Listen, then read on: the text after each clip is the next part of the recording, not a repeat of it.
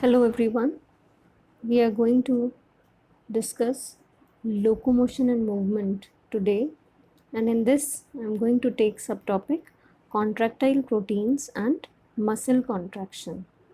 So we are going to discuss about structure of contractile proteins as well as how these contractile proteins helps in muscle contraction.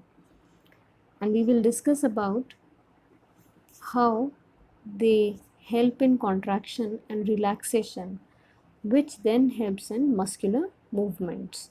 So let's move on to the first part, that is contractile proteins. We know that there are proteins in the myofibril, they are thick and thin fibers, and these thick and thin fibers are actin filament as well as myosin filament. So first of all, we are going to take up actin filament. Here you can see in this diagram, you can see this one is actin filament and this one is myosin filament. So first of all, let's see what is this. Let's understand the structure of actin filament. Actin filament, as you can see, consists of three proteins, which are F-actin, tropomyosin, and troponin. So these are the three proteins: F-actin, tropomyosin, and troponin. Now, each actin filament, as you can see, consists of two F-actins, and these two F-actins are, they look like beads, and these two F-actin chains are helically wound to each other, and it consists of a polymer which is known as G-actin or globular. So these beads are G-actins or globular proteins. Then you can see two filaments of tropomyosin also runs close to F-actins, and these are tropomyosin, which are looking like ropes. So these are also helically wound and they are very close to F-actins and they run along with their length. Now here you can see another ones. These are at regular intervals. You can see these bead-like structures. These are called troponin, and troponin is present at regular intervals. In the resting state, these subunits of troponin, they mask actin binding site of myosin. So these are the actin binding site of myosin. So here you can see, so during relaxation, that is during the resting state, when muscle is not contracting or relaxing, during that time the subunit of troponin, this troponin masks the actin binding sites. Okay, now let's move on to the next one, this myosin filament, and this is also known as thick filament. If you will look at this diagram, you will see myosin is actually a polymer of meromyosin. It is a polymer of meromyosin, and each meromyosin has got two important parts. Here you can see a globular head. This one is the globular head with a short arm. This is the neck-like structure, which is short arm and long tail. So head, globular, this globular head is there, then short arm is there, and a tail.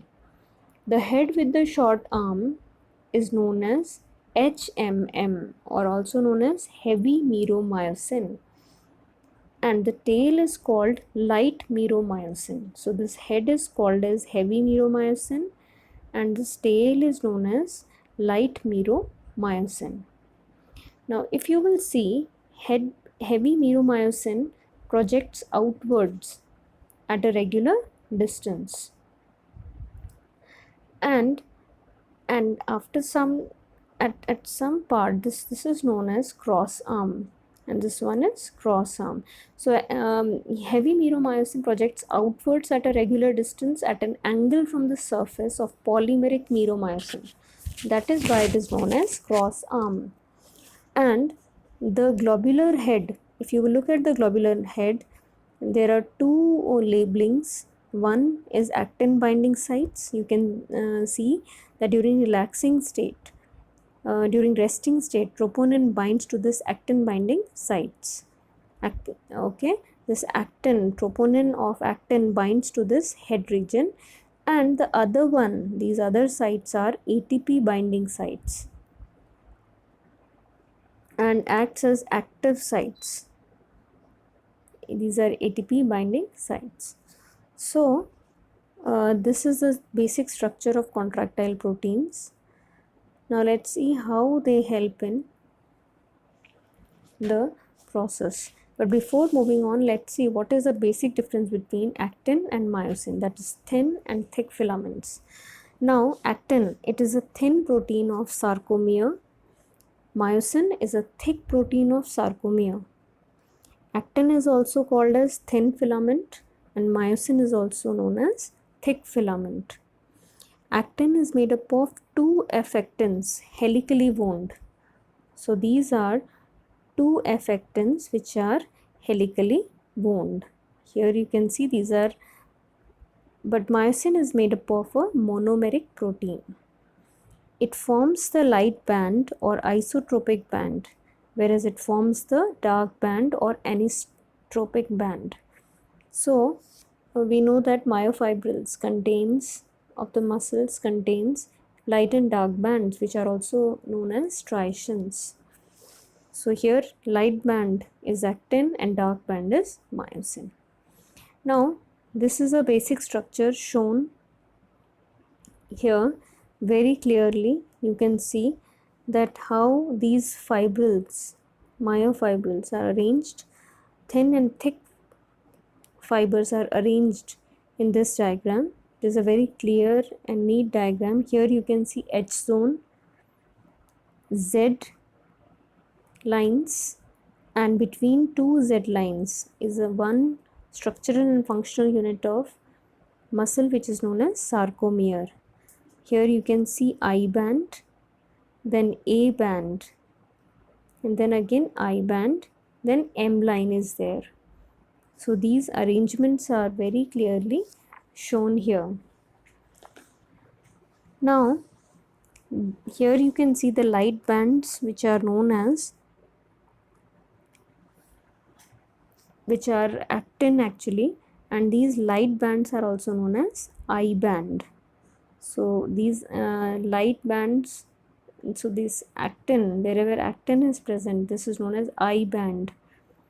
And here you can see very clearly I bands are shown. So these are I bands which are shown. Then again the dark bands are A bands. So these dark bands shown here are dark bands are myosin, and these are known as A bands. And in the center of the I band, you will see in the center of the I band Z line is, and this center is known as Z line, and Z line to which actin filaments are attached. Here you can see that actin filaments are attached on Z line. On the Z line, actin filaments are attached. The portion of myofibril between two Z lines is known as sarcomere. Here you can see one Z line and this is second Z line, and this one is sarcomere. And this is known as functional contractile unit of muscle. So in the resting stage, the edges of thin filaments on both the sides of the A band partially overlap the free ends of thick filaments, and the central part of the A band, that the central, if you will look at the central part of the A band, not overlapped it is not overlapped by thin filaments. Here this is the central part of the A band which is not overlapped by the thin filaments, and this is known as H zone. This is known as H zone. So this is the basic structure of the muscle and how these are arranged, and these are the different zones, these are the different regions of the muscle fibers. Now we know that muscles movement or locomotion takes place because of relaxation as well as contractions of muscle, and it is known as, but actually these protein fibers are not contracting and relaxing, but actually they are sliding over each other.